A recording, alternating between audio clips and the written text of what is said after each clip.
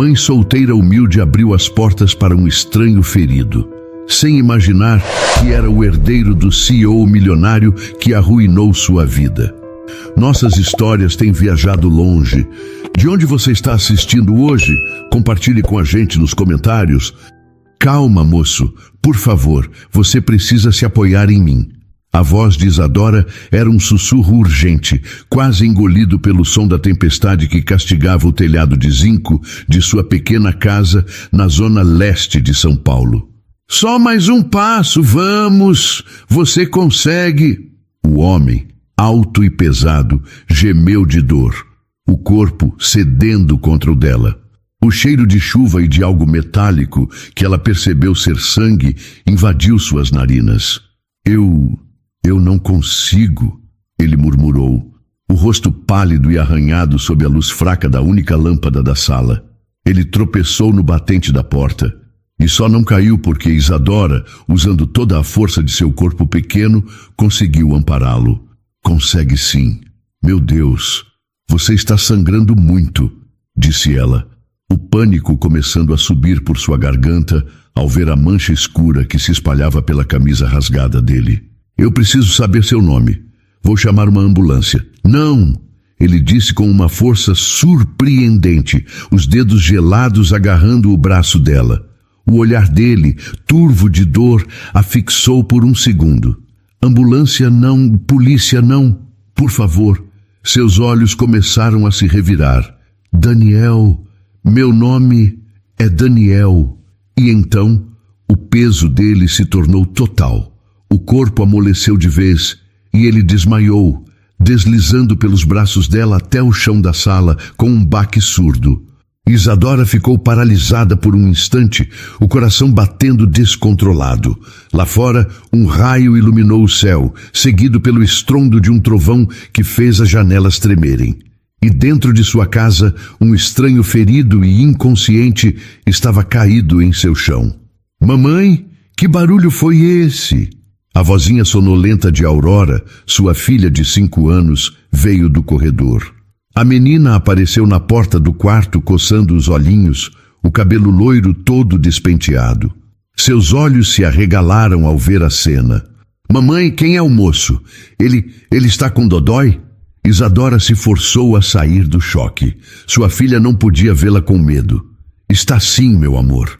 O moço caiu na chuva e se machucou. Ela respondeu, tentando manter a voz o mais calma possível. Mas a mamãe vai cuidar dele. Agora volte para a cama, está bem? Feche os olhos e tente dormir. Eu já vou lá te ver. A Aurora, acostumada a confiar cegamente na mãe, concordou com a cabeça e voltou para o quarto. Sozinha novamente com o problema, Isadora se ajoelhou ao lado do homem. Daniel. Ele era jovem, talvez um pouco mais velho que ela, e mesmo com os ferimentos e as roupas sujas, era possível notar traços finos e um porte que não combinava com a violência daquela cena. Com muito esforço, ela o arrastou até o seu sofá velho, o único móvel da sala, além de uma pequena mesa com 2 cadeiras. A súplica dele para não chamar ajuda ainda estava em sua mente. O que ela deveria fazer? Ignorá-lo e ligar para a emergência? Mas e se ele estivesse fugindo de algo perigoso? E se chamar a polícia trouxesse ainda mais problemas para sua porta? Problemas que ela, uma mãe solteira lutando para pagar as contas, não podia se dar ao luxo de ter. Movida por um instinto de compaixão que era mais forte que seu medo, ela decidiu honrar o pedido dele, pelo menos por enquanto. Correu para o banheiro e voltou com sua pequena caixa de primeiros socorros. Era um kit humilde, com um pouco de antisséptico, gaze e esparadrapo, usado principalmente para os joelhos ralados de Aurora. Com uma toalha de rosto úmida, ela começou a limpar o sangue do rosto dele, revelando um corte feio na testa. Com cuidado, limpou a ferida e fez um curativo improvisado. A camisa dele estava rasgada e ela podia ver hematomas escuros se formando em suas costelas. Quem era aquele homem? E que tipo de problema o havia deixado, naquele estado, jogado à sua porta no meio de uma tempestade? Cada toque, cada curativo que fazia, só aumentava o mistério. Ela não tinha nada, Mal tinha o suficiente para alimentar a si mesma e a Aurora naquela semana. Acolher um estranho era uma loucura, um risco que ela não podia correr. Mas olhar para o rosto vulnerável daquele homem, tão desamparado quanto ela se sentia na maioria dos dias, despertou nela algo mais forte que a lógica. Despertou sua humanidade. Com Daniel finalmente acomodado no sofá, coberto com o único cobertor mais grosso que possuía, Isadora afundou na cadeira da cozinha. O cansaço da longa jornada de trabalho como costureira pesava em seus ombros. Lá fora, a chuva continuava impiedosa. E dentro de sua casa, um estranho chamado Daniel dormia, trazendo consigo um perigo desconhecido e um mistério que ela não tinha a menor ideia de como iria desvendar. A chuva lá fora havia se transformado em uma garoa fina e persistente. O silêncio dentro da pequena casa era profundo, quebrado apenas pela respiração pesada do homem adormecido no sofá e pelo tic-tac de um velho relógio na parede da cozinha. Sentada na cadeira de madeira, com uma xícara de café frio nas mãos, Isadora o observava. Havia algo na quietude e na vulnerabilidade daquele estranho que remexeu em uma parte de sua memória que ela mantinha trancada a 7 chaves. A imagem de outro homem, que ela também cuidou em seus momentos de escuridão, veio à tona com uma clareza dolorosa. José, o seu Zé, o amor de sua vida. Ela fechou os olhos e, por um instante, conseguiu se lembrar dos tempos bons. Lembrou-se do cheiro dele ao chegar do trabalho na metalúrgica, uma mistura de graxa, suor e do sabonete barato que ela comprava. Lembrou-se de suas mãos grandes e calejadas, segurando a pequena Aurora, que na época era apenas um bebê, e de como ele a erguia no ar, fazendo-a gargalhar. Ele chegava cansado, mas seus olhos brilhavam. Havia um futuro ali, havia planos. Comprar aquela mesma casinha, reformar o quarto dos fundos, ver a Aurora crescer forte e feliz. Eram sonhos simples, de gente trabalhadora. Sonhos que foram pulverizados em um único dia. A lembrança seguinte era cinzenta, amarga. José chegando em casa no meio da tarde, o que nunca acontecia. Seu rosto estava pálido, os ombros caídos, como se carregasse o peso do mundo. Ele segurava um envelope pardo na mão.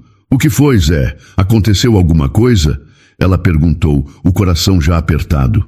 "Acabou, Isa", ele disse, a voz oca, sem vida.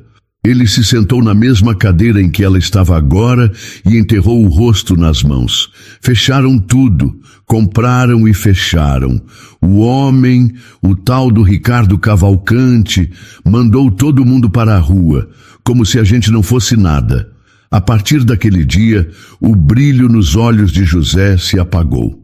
O nome Cavalcante se tornou uma maldição sussurrada em sua casa. A demissão foi o começo do fim. José, um homem orgulhoso que sempre sustentou a família, se viu perdido. A procura por outro emprego foi frustrante, humilhante. A cada não que recebia, um pouco mais de sua alma parecia morrer. A depressão chegou como uma névoa, silenciosa e letal. "Vamos dar um jeito, meu amor. A gente sempre dá", Isadora dizia todas as noites, tentando animá-lo. Mas ele apenas balançava a cabeça. "Não tem mais jeito, Isa. Para gente como a gente não tem chão. Eles tiraram o nosso chão." Ela lutou. Lutou por ele, por eles. Mas era como tentar segurar água com as mãos. Ele se afastava cada vez mais, afundando em uma tristeza que se tornou sua nova casa. E então, em uma manhã de terça-feira, 8 anos atrás, o coração dele, já exausto de tanta dor e desesperança, simplesmente parou de bater. Um infarto fulminante. Aos 32 anos, José se foi, deixando Isadora sozinha com uma filha de 1 ano nos braços e um futuro em ruínas. O nome Ricardo Cavalcante ficou para sempre gravado em sua memória como o arquiteto de sua tragédia. Um homem sem rosto, um fantasma poderoso que de sua torre de marfim, em algum lugar da Avenida Paulista, havia destruído sua família com uma simples assinatura em um papel. Ela abriu os olhos de volta à sua cozinha fria. Olhou para suas mãos, agora também calejadas, não pelo trabalho na fábrica, mas pelas agulhas e tesouras de sua máquina de costura. Foi com ela que se reergueu. Costurando de dia e de noite, consertando roupas para os vizinhos, pegando pequenas encomendas de uma loja do bairro, engolindo o orgulho quando uma cliente rica a humilhava por um pequeno defeito ou quando precisava cobrar várias vezes por um pagamento atrasado. Tudo por Aurora. Tudo para que sua filha nunca sentisse a falta de nada. Seu olhar se voltou para o homem no sofá. Um estranho, ferido, desamparado. Por uma cruel ironia do destino, a vida lhe colocava de novo no papel de cuidadora de um homem quebrado. Daniel abriu os olhos lentamente. A primeira coisa que registrou foi a dor latejante em sua cabeça. A segunda foi o teto de estuque com uma pequena mancha de umidade no canto. E a terceira, o rosto de uma mulher com olhos castanhos e preocupados que o observava. Isadora se aproximou com um copo de água. Você acordou, ela disse, a voz soando como um alívio. Beba um pouco, devagar. Você está na minha casa. Eu te encontrei na porta ontem à noite. Ele se sentou com dificuldade, sentindo uma pontada aguda nas costelas. Olhou ao redor para a sala pequena e humilde, e as lembranças da noite anterior voltaram em fragmentos confusos. A chuva, a dor, a porta se abrindo. Obrigado, ele disse, a voz rouca. Eu nem sei como agradecer. Não precisa agradecer, mas eu preciso saber o que aconteceu com você. Fiquei muito assustada, ela falou, sentando-se na outra ponta do sofá, mantendo uma distância segura. Daniel desviou o olhar por um instante. A verdade era impossível. A mentira era necessária. Eu acho que fui assaltado, ele disse, as palavras soando um pouco ensaiadas. Perto da estação de trem. Levaram tudo, minha carteira, relógio, celular. Eu tentei reagir. Foi uma estupidez. Eles me empurraram com força. Eu caí e bati a cabeça. O resto é um borrão. A história era plausível. Acontecia todos os dias em São Paulo, mas havia algo na maneira como ele falava, uma falta de detalhes, um desconforto em seu olhar, que acendeu um pequeno sinal de alerta na mente de Isadora. Mesmo assim, ela concordou. Meu Deus, que horror! Você teve sorte de conseguir chegar até aqui. Nos dias que se seguiram, Daniel, como insistiu em ser chamado, foi se recuperando. Isadora cuidava de seus ferimentos, dividindo com ele a comida simples que preparava para si e para Aurora. Aos poucos, ele começou a se mover pela casa, e sua presença, que no início era uma fonte de tensão, foi se tornando surpreendentemente reconfortante. Eu não posso ficar aqui parado vendo você trabalhar até tarde na máquina de costura, ele disse numa tarde, pegando uma chave de fenda da pequena caixa de ferramentas de Isadora. A perna desta cadeira está bamba. Me deixe consertar. Isadora o observava enquanto ele trabalhava. Ele era gentil e grato, sempre agradecendo por cada prato de comida, por cada copo de água, mas os detalhes continuavam a não se encaixar. Suas mãos, por exemplo, eram macias, bem cuidadas, não as mãos de alguém acostumado a trabalhos manuais. Sua maneira de falar também era diferente. Ele usava palavras como por obséquio e de fato, e seu sotaque era limpo, educado, sem as gírias comuns do bairro. Era o jeito de falar de alguém de outro mundo, do outro lado da cidade. A verdadeira transformação, no entanto, veio através de Aurora. No início, a menina ficou tímida, observando o estranho de longe. Mas a paciência e a gentileza de Daniel a conquistaram. Um dia, ela se aproximou dele com um livro de colorir.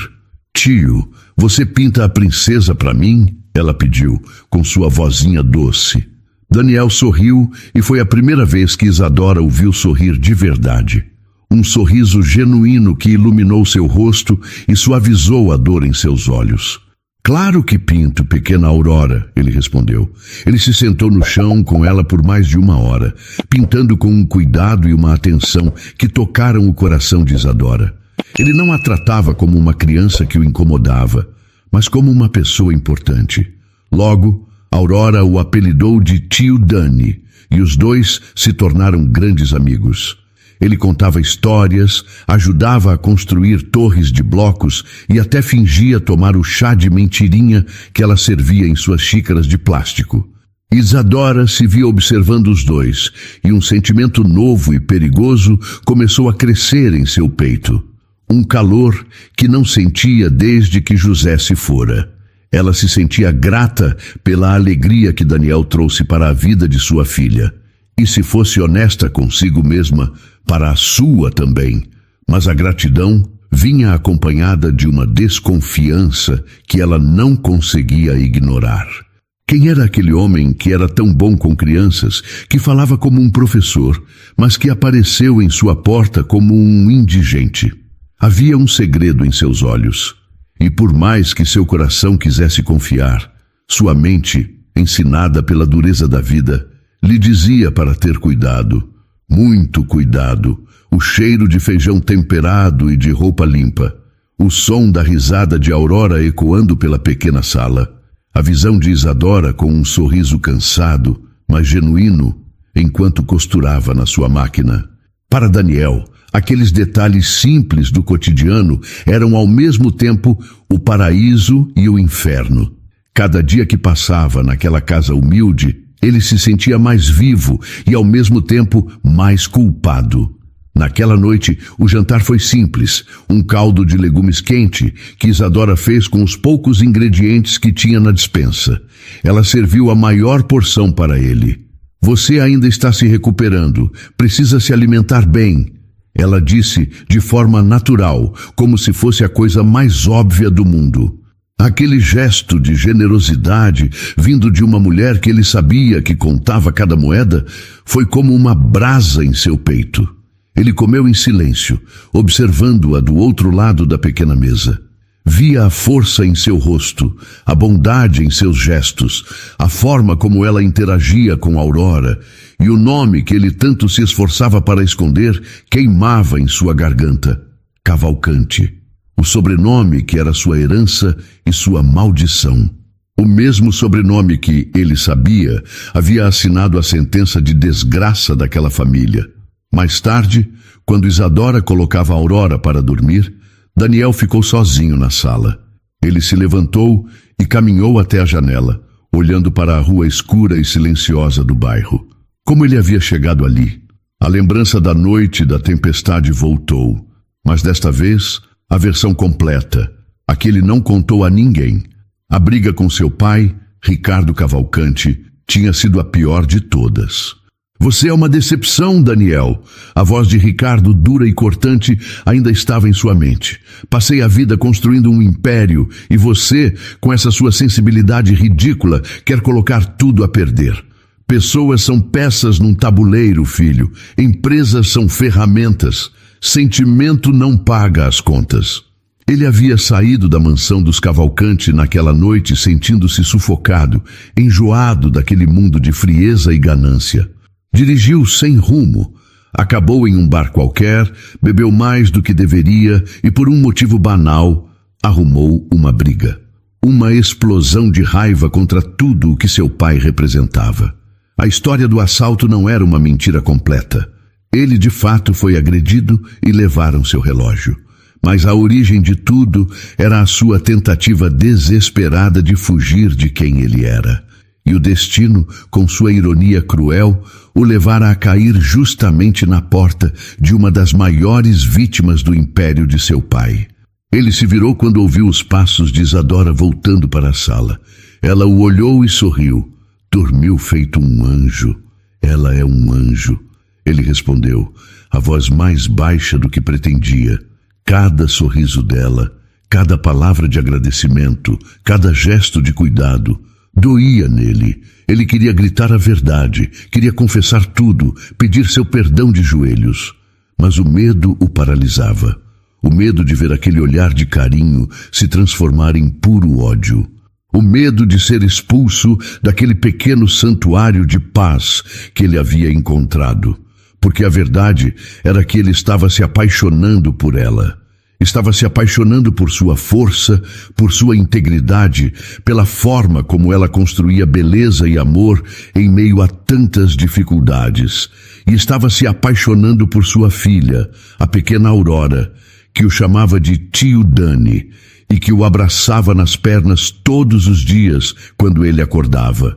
Eles eram a família que ele nunca soube que queria. Uma família construída sobre uma base de afeto genuíno, algo que o dinheiro dos Cavalcanti jamais poderia comprar.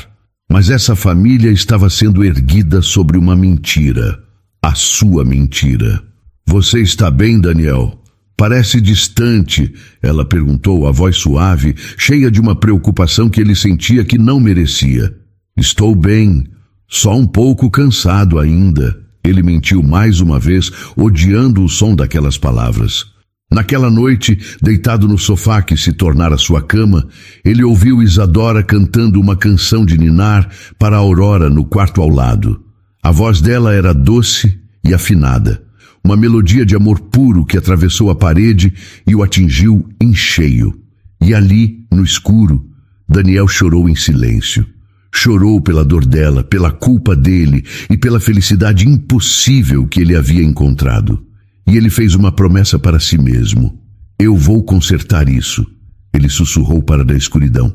Eu juro que vou encontrar um jeito de merecer vocês.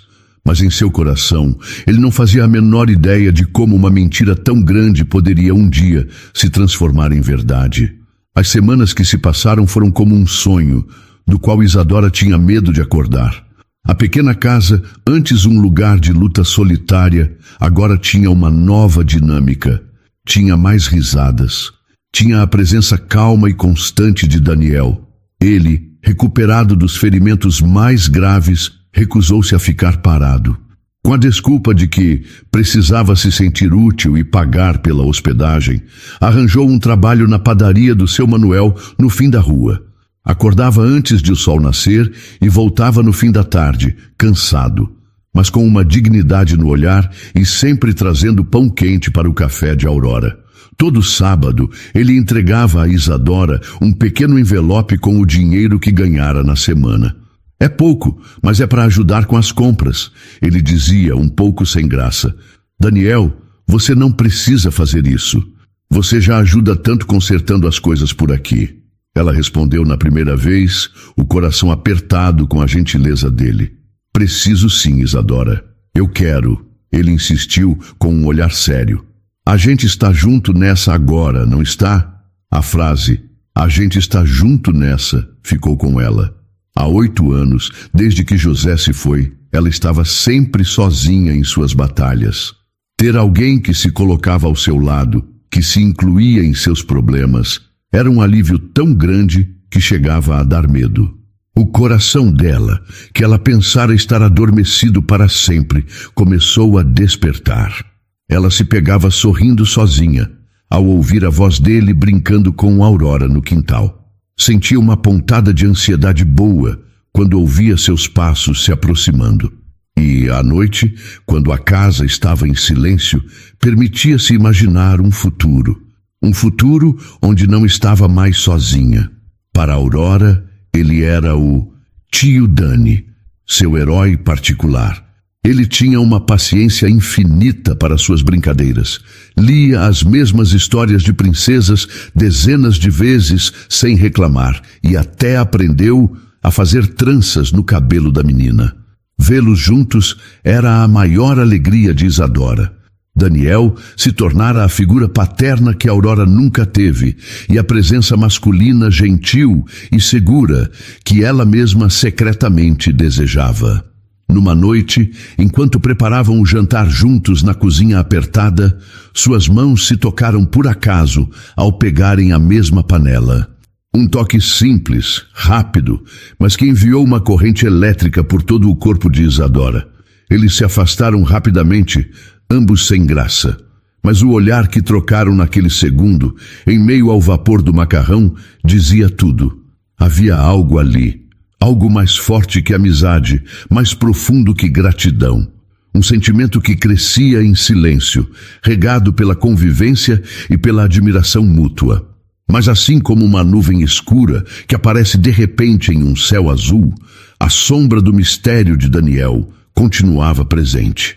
E ela se manifestou numa terça-feira à noite. A cena era perfeita. Aurora dormia, Isadora costurava e Daniel lia um livro emprestado da biblioteca do bairro. A casa estava em paz. Foi quando o celular barato que ele havia comprado começou a tocar. Isadora viu a mudança no rosto dele no mesmo instante. O sorriso suave desapareceu, dando lugar a uma expressão tensa, quase de alarme. Ele olhou para a tela, levantou-se rapidamente e disse: "Com licença, eu preciso atender." Ele não atendeu ali. Saiu para o pequeno quintal dos fundos, fechando a porta atrás de si. Isadora tentou se concentrar em sua costura, mas seus ouvidos estavam atentos. A voz dele era baixa, urgente, quase irritada. Ela não conseguia entender as frases, apenas fragmentos que o vento trazia pela fresta da janela. "Não, eu não posso falar agora. Me escuta, eu preciso de mais tempo. Não é tão simples assim. Você não entende." Ele andava de um lado para o outro, a silhueta nervosa recortada contra a luz do poste da rua. A conversa durou longos e tensos 5 minutos. Quando voltou para dentro, ele era outro homem. O tio Dani brincalhão e o amigo gentil haviam desaparecido. Em seu lugar estava o estranho misterioso da primeira noite, com uma barreira de preocupação em volta de si. "Está tudo bem?" ela perguntou, tentando soar casual. "Sim, claro", ele mentiu, e a mentira foi óbvia. Era só um velho amigo com alguns problemas. Ele forçou um sorriso que não chegou aos seus olhos. "Acho que já vou me deitar. Estou cansado." Isadora apenas concordou, observando-o se retirar para o sofá. O amor que sentia por ele naquele momento era real, quente e assustador. Mas a dúvida que a ligação misteriosa havia despertado também era. Uma dúvida fria que lhe dizia que por trás daquele homem por quem estava se apaixonando havia um segredo. Alguns dias depois, a sala de espera do posto de saúde do bairro estava cheia e abafada.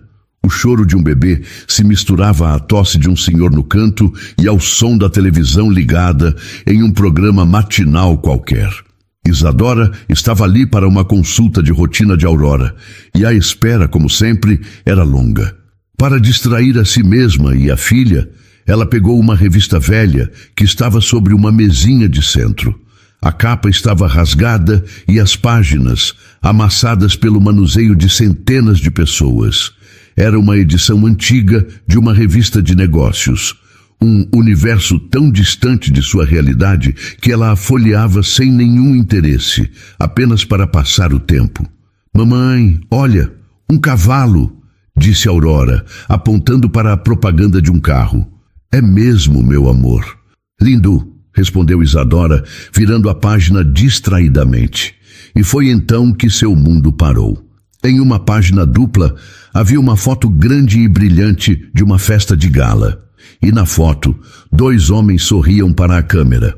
Um era mais velho, de cabelos grisalhos, e um olhar duro e penetrante que parecia atravessar o papel. O outro, mais jovem, estava ao seu lado, com a mão em seu ombro. Ele usava um terno caro, tinha o cabelo perfeitamente penteado e um sorriso polido no rosto. Era Daniel. Um Daniel que ela nunca tinha visto, um Daniel de outro mundo. Mas era ele, não havia dúvida. O coração de Isadora começou a bater mais rápido. Ela desceu os olhos para a manchete, em letras grandes e douradas. Império Cavalcante comemora 30 anos de sucesso e liderança no mercado. Um arrepio gelado percorreu sua espinha. A respiração ficou presa em sua garganta. Com os dedos trêmulos, ela buscou a legenda embaixo da foto. E lá estava, em letras pequenas, a sentença que destruiu seu mundo pela segunda vez. Ricardo Cavalcante, ao lado de seu filho e único herdeiro, Daniel Cavalcante Júnior, durante o evento de comemoração. Cavalcante, o nome que era uma praga, uma maldição sussurrada em sua casa por 8 anos. O nome do homem que destruiu sua família. Daniel Cavalcante. Não podia ser. Mas a foto não mentia. O homem que dormia em seu sofá, que consertava seus móveis, que contava histórias para sua filha, que a fazia sorrir de novo, era ele, o filho do monstro, o herdeiro do império que havia esmagado a vida de seu José. O barulho da sala de espera desapareceu. Tudo ficou em silêncio. Traição. A palavra explodiu em sua mente. Não era apenas uma mentira sobre seu nome. Era uma mentira sobre tudo. Cada gesto de bondade, cada sorriso, cada palavra de conforto agora parecia uma zombaria cruel. Ele sabia. O tempo todo ele sabia. Ela não se lembra de como a consulta de Aurora terminou, nem do caminho de volta para casa. Andou pelas ruas em um estado de choque, segurando a mão da filha com uma força que não percebia, o rosto tomado de dor e incredulidade. Quando abriu a porta de casa, a cena que a recebeu foi a mais dolorosa de todas. Daniel estava na cozinha, cantarolando uma música qualquer, e sorriu ao vê-las entrar, secando as mãos em um pano de prato. Que bom que chegaram. Fiz uma macarronada para o nosso almoço, a preferida da princesa aqui, disse ele animado. Ele se aproximou para pegar a Aurora no colo, como sempre fazia, mas parou no meio do caminho ao ver a expressão no rosto de Isadora. O sorriso dele morreu. O som da voz dele, a mesma voz que a acalmou em tantas noites, agora lhe causava náuseas. Sem dizer uma palavra, ela caminhou até a mesa e jogou a revista aberta sobre ela com um baque seco. Me explica isso, ela disse a voz baixa, mas vibrando com uma fúria contida. Daniel olhou para a revista. Viu a foto. E Isadora viu o momento exato em que a cor sumiu do rosto dele. Viu o pânico em seus olhos, a negação se formando em seus lábios. Isadora, calma. Eu posso explicar. Ele começou dando um passo em sua direção. Explicar o quê? Ela explodiu, a dor finalmente transbordando em raiva, fazendo Aurora se encolher atrás de sua perna. Explicar que você é uma mentira, que o seu nome é a maldição da minha vida, filho do Ricardo Cavalcante. Você teve a coragem de entrar na minha casa, de olhar nos olhos da minha filha, sabendo de tudo? Aurora, assustada com os gritos da mãe, começou a chorar. Mamãe, por que você tá bravinha com o tio Dani? A pergunta inocente da menina foi o que finalmente partiu o coração de Isadora. Ele não é seu tio, Aurora. Ele é uma mentira, ela gritou, as lágrimas agora escorrendo sem controle. Saia da minha casa, agora! Aurora chorava alto, agarrada à saia da mãe, o rostinho assustado, olhando de um para o outro, sem entender a tempestade que havia desabado sobre sua casa. Daniel, pálido como cera, deu um passo à frente, as mãos estendidas em um gesto de súplica. Isadora, por favor, me escuta, ele pediu, a voz desesperada. Não é o que você está pensando. Eu nunca quis te machucar, eu juro. Não quis me machucar? Ela riu. Mas foi um som amargo, quebrado, sem um pingo de alegria. Você mentiu para mim todos os dias desde que pisou aqui. Meu nome é Daniel. Que piada! Seu nome é Cavalcante, o nome que o meu marido sussurrava nos seus pesadelos antes de morrer. A acusação o atingiu e ele recuou um passo. Eu sei, e eu odeio esse nome mais do que você imagina. Acredite em mim, eu fugi dele. Eu fugi do meu pai, daquele mundo, e foi por isso que eu acabei na sua porta naquela noite. Eu não quero saber das suas histórias, ela gritou, a mão apontando para a porta. Não me interessa saber dos seus problemas com seu papai milionário. O único problema que importa aqui é que você, o filho dele, estava dentro da minha casa, comendo da minha comida, brincando com a minha filha. Você me olhou nos olhos todos os dias, sabendo que o seu luxo foi construído sobre a minha desgraça. A dor da traição era um veneno correndo em suas veias. Todos os momentos de carinho, as risadas, a sensação de ter um parceiro, tudo agora parecia uma encenação cruel. Uma peça de teatro onde ela era a única que não sabia o roteiro. Não foi assim, ele tentou argumentar, a voz embargada. O que eu senti aqui, o que eu sinto por você, por vocês duas, foi a única coisa real na minha vida em anos. Real? Você chama isso de real? Ela o interrompeu. O desprezo em sua voz era enorme. Você sentiu pena da pobre coitada da Zona Leste e resolveu brincar de casinha para aliviar a sua culpa? Foi isso?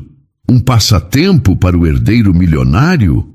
Cada palavra era dolorosa, mas ele sabia que, do ponto de vista dela, ele as merecia.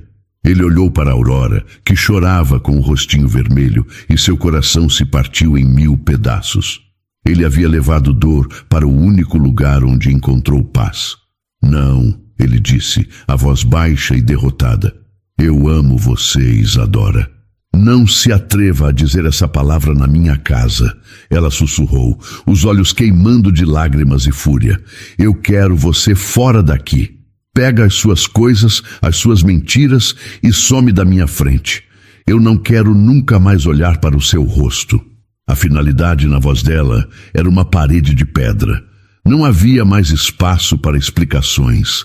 Ele havia perdido a confiança dela e talvez a perdesse para sempre. Com o coração pesado, ele caminhou até o sofá, pegou a pequena mochila que continha as poucas roupas que ela mesma havia lavado e consertado para ele. Antes de atravessar a porta, ele parou. Tirou uma caneta do bolso e, na parte de trás de um recibo amassado que encontrou, escreveu algumas linhas apressadamente.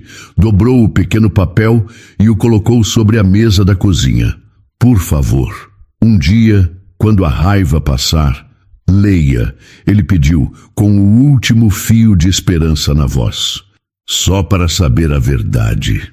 E então, ele se foi. Fechou a porta suavemente atrás de si. E o som do clique da fechadura foi o som mais solitário e definitivo que Isadora já ouviu. Por um longo momento, a casa ficou em silêncio, exceto pelo choro baixo de Aurora. Isadora olhou para a porta fechada, sentindo um vazio tão grande que ameaçou engoli-la. Seu olhar caiu sobre o bilhete dobrado na mesa. Uma parte dela, a parte tola que havia se apaixonado por ele, gritava para que lesse. Mas a dor, a raiva e o orgulho ferido venceram.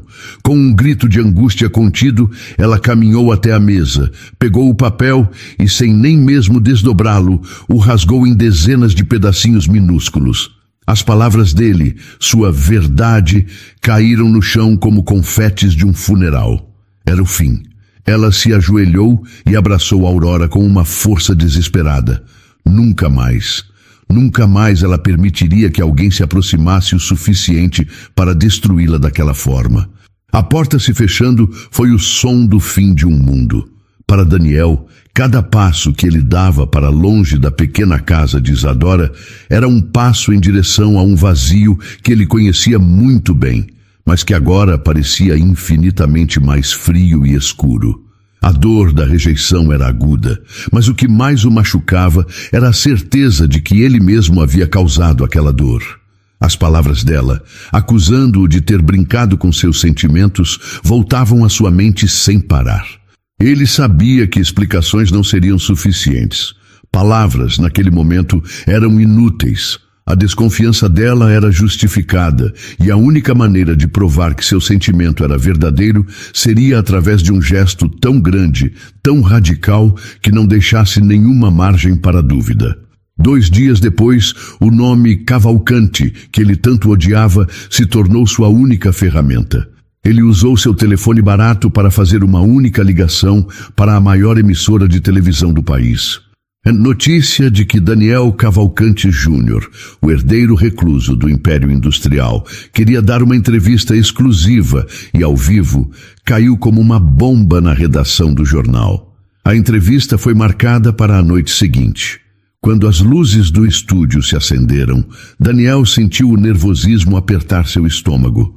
Ele não usava um terno caro, mas uma calça jeans e uma camisa simples, roupas que Isadora havia lavado para ele. Ele queria que o mundo o visse não como o herdeiro, mas como o homem que ele havia se tornado naquelas últimas semanas. A jornalista, uma mulher experiente e famosa por suas perguntas difíceis, começou: Senhor Cavalcante, o senhor nos procurou dizendo que tinha um anúncio importante a fazer. O país inteiro está curioso. Do que se trata? Daniel respirou fundo e olhou diretamente para a câmera, imaginando que talvez, em sua pequena casa na Zona Leste, Isadora estivesse assistindo. Boa noite, ele começou, a voz firme. Primeiro, eu gostaria de pedir que não me chame de Senhor Cavalcante. Na verdade, estou aqui hoje para dizer que a partir deste momento eu renuncio publicamente a este nome e a tudo o que ele representa. A jornalista ficou visivelmente surpresa. O senhor está dizendo que está abrindo mão do Império Cavalcante, de uma herança de bilhões? Estou dizendo que estou abrindo mão de um legado de dor, ele corrigiu, com a voz carregada de uma emoção contida. Por muitos anos, eu vivi em conflito com as práticas de negócios da minha família, que muitas vezes priorizaram lucros acima das pessoas. Eu via as consequências, as vidas afetadas, as famílias desfeitas e carregava uma culpa que não era minha, mas que me envenenava. Ele fez uma pausa, os olhos fixos na lente da câmera. Recentemente, o destino me fez conhecer uma dessas pessoas, uma mulher de uma força e de uma integridade que eu nunca vi em toda a minha vida.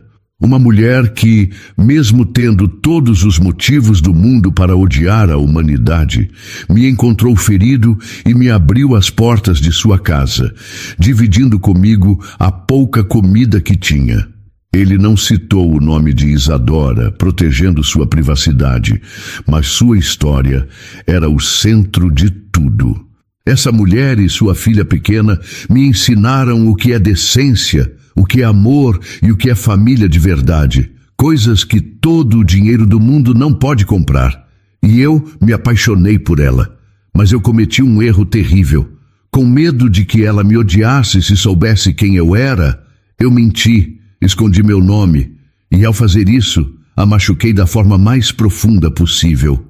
As lágrimas brilhavam nos olhos de Daniel, mas ele não as deixou cair. Eu entendi que não posso construir um futuro verdadeiro sobre uma base de mentiras. E entendi que não posso aceitar um futuro construído sobre a infelicidade de outras pessoas. Ele se endireitou na cadeira, o olhar determinado. Portanto, eu declaro aqui, para todo o país, que eu, Daniel, renuncio a cada centavo da herança da minha família. Renuncio ao meu cargo nas empresas Cavalcante e a qualquer direito associado ao meu antigo nome.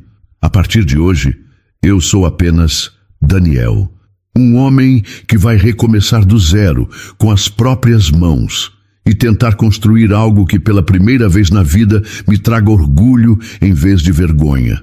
Eu faço isso porque é o certo a se fazer, e faço isso na esperança de que um dia a mulher que eu amo possa acreditar que meu sentimento por ela é a única coisa valiosa que eu realmente possuo.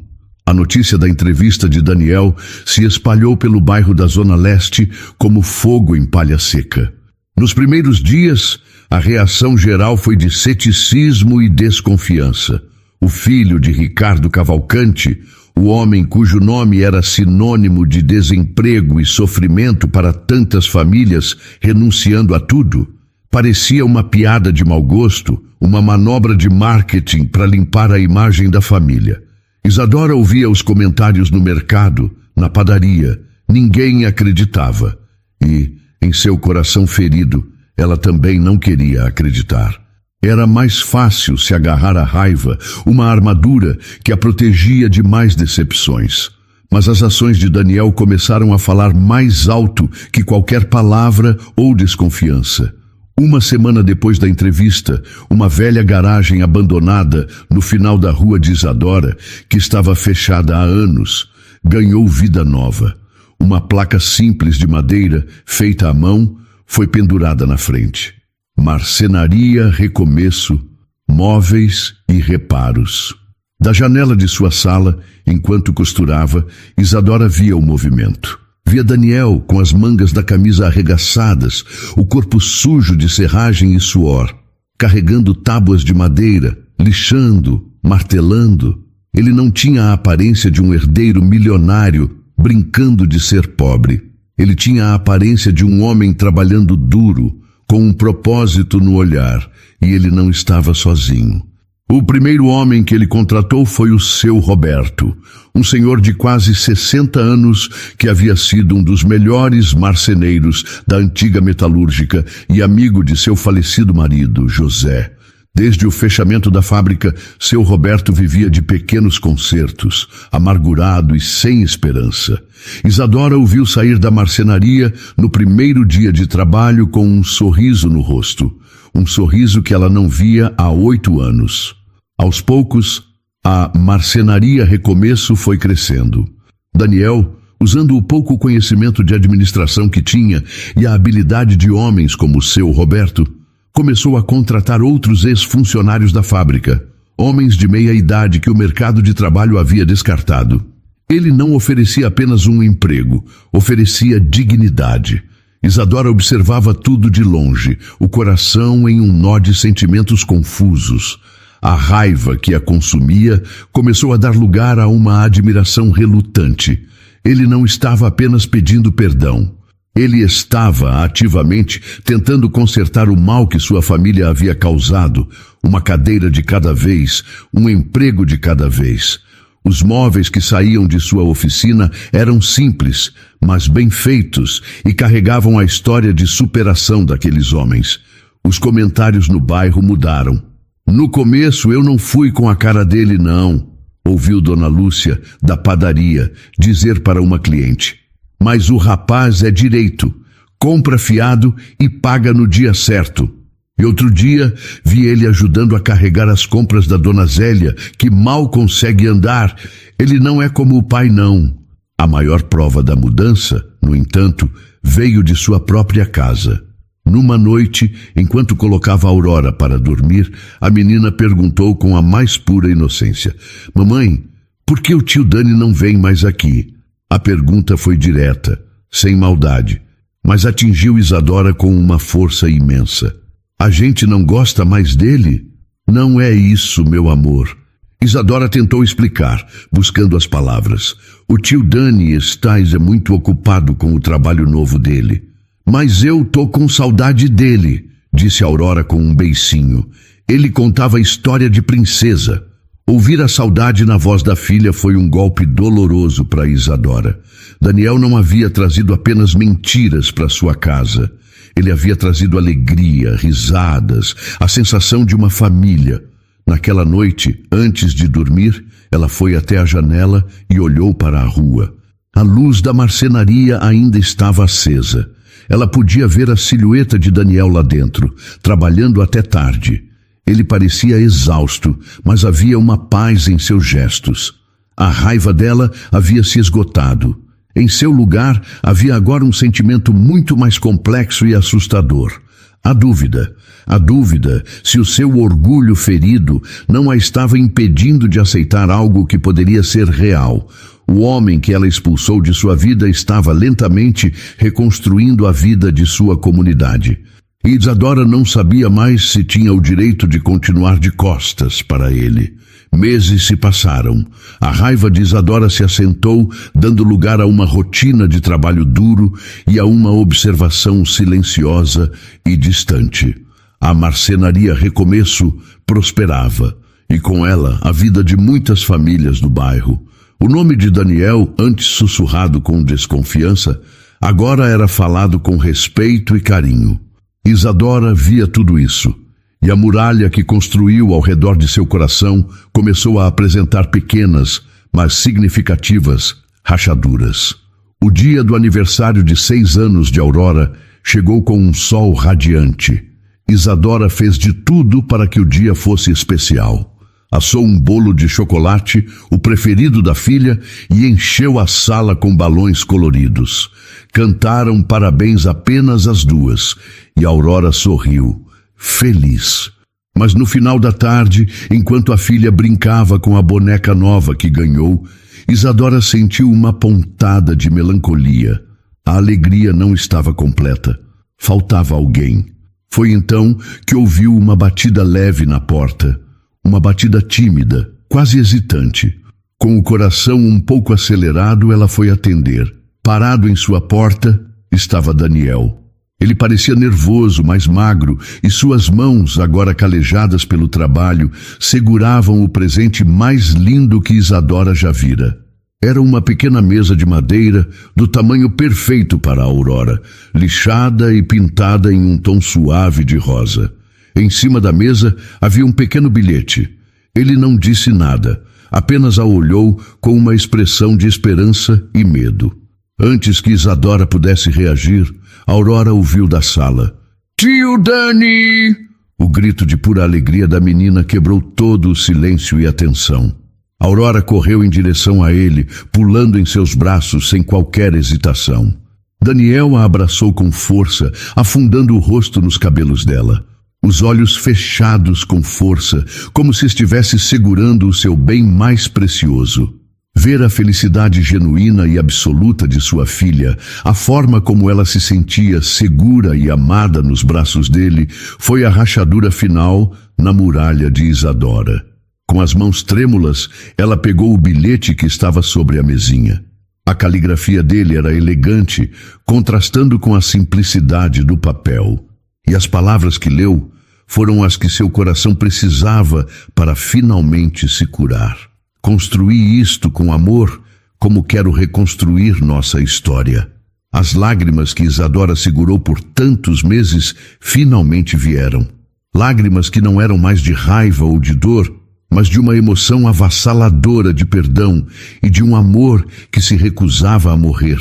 Daniel colocou Aurora no chão e se aproximou de Isadora, o rosto cheio de incerteza. "Feliz aniversário para a sua princesa", ele disse, a voz baixa. "Eu não queria incomodar. Eu só queria que ela tivesse o presente."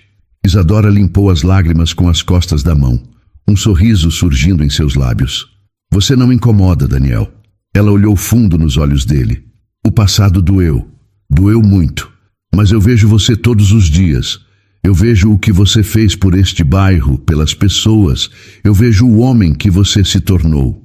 Tudo o que eu fiz, Isadora, cada pedaço de madeira que lixei, cada prego que martelei, foi pensando em você. Foi para tentar me tornar um homem digno do seu perdão, um homem digno de você e da Aurora." Ela deu um passo à frente, diminuindo a distância entre eles. "Eu acho que você não precisa mais tentar", ela disse, a voz suave. "Você já é esse homem." A esperança no rosto dele se transformou em um alívio tão profundo que foi como se ele pudesse respirar de verdade pela primeira vez em meses. Aurora, vendo os dois sorrindo um para o outro, pegou na mão de cada um, unindo-os. "Vem, tio Dani!" ela chamou, puxando-o para dentro. "Vem comer o meu bolo!" Daniel olhou para Isadora, uma pergunta silenciosa em seus olhos. E ela respondeu com o gesto mais simples e significativo de todos. Abriu mais a porta e disse: "Entre, Daniel. Venha comemorar com a gente." E ele entrou. E no momento em que os três estavam juntos na pequena sala, em meio aos balões coloridos e ao cheiro de bolo de chocolate, a casa, que esteve incompleta por tanto tempo, finalmente se encheu por inteiro. A história deles, que começou com uma ferida, estava pronta para ser reconstruída com as mãos firmes do trabalho, do perdão e, acima de tudo, do mais verdadeiro amor. 2 anos haviam se passado. A marcenaria Recomeço não era mais uma pequena oficina em uma garagem abandonada, mas o coração pulsante de uma rua inteira na Zona Leste. O cheiro de madeira recém-cortada e verniz se misturava ao cheiro de pão da padaria e ao som de conversas animadas dos vizinhos. O negócio, construído com o suor e a dedicação de Daniel e dos homens que ele empregou, era um sucesso. Eles não vendiam apenas móveis, vendiam a prova de que era possível recomeçar. No final de uma tarde de sábado, Daniel passava a última demão de verniz em uma cadeira de balanço infantil. Suas mãos, que um dia foram macias e desconhecidas para o trabalho pesado, agora eram ásperas e fortes. Cada calo em seus dedos contava a história de sua redenção. Ele não pensava mais em seu antigo sobrenome. Ele era apenas Daniel, o marceneiro, um título que lhe trazia mais orgulho do que qualquer herança. Acho que a cliente mais exigente do mundo chegou para a inspeção final. A voz de Isadora, cheia de um divertimento carinhoso, o fez se virar. Ela estava parada na porta da oficina, de mãos dadas com Aurora, agora uma menina de quase 8 anos. Isadora não era mais a mulher que lutava apenas para sobreviver. Havia uma luz de confiança em seus olhos. Seu pequeno ateliê de costura, que agora funcionava em um cômodo anexo à marcenaria, havia se tornado um parceiro do negócio de Daniel, criando almofadas e estofados para os móveis que ele produzia. "Tio Dani!" gritou Aurora, correndo para abraçar as pernas dele. O tio havia permanecido, um apelido carregado do carinho do primeiro encontro. "Olá, minha princesa!" Ele a pegou no colo, beijando sua bochecha. "O que acha? A cadeira da sua boneca está aprovada?" "Tá linda", disse a menina maravilhada. Isadora se aproximou, entregando a ele uma garrafa de água. Seus olhares se encontraram sobre a cabeça de Aurora, e naquele olhar havia um universo de cumplicidade e amor. Um amor tranquilo, sólido, construído dia após dia. "Lembra quando tudo isso era só uma garagem cheia de entulho?" Ela perguntou, a voz baixa. "E eu era só um estranho ferido na sua porta." Ele completou sorrindo. "Você me deu um recomeço, Isa, em todos os sentidos que essa palavra pode ter. Nós demos um recomeço um ao outro." Ela corrigiu, tocando o rosto dele com carinho. A pequena casa de Isadora havia sido reformada. As paredes foram pintadas, as janelas consertadas, e o jardim dos fundos, antes abandonado, agora tinha um balanço de madeira que Daniel construiu para Aurora. Não era uma mansão, mas era um lar de verdade. "Recebi uma carta dos advogados do meu pai na semana passada", Daniel comentou em voz baixa, enquanto Aurora descia de seu colo para brincar na cadeira de balanço. Isadora o olhou, esperando. "E então?" "Eu não abri", ele respondeu com simplicidade. "Joguei no lixo. A herança que eu queria para a minha vida, eu já tenho. E ela não tem preço."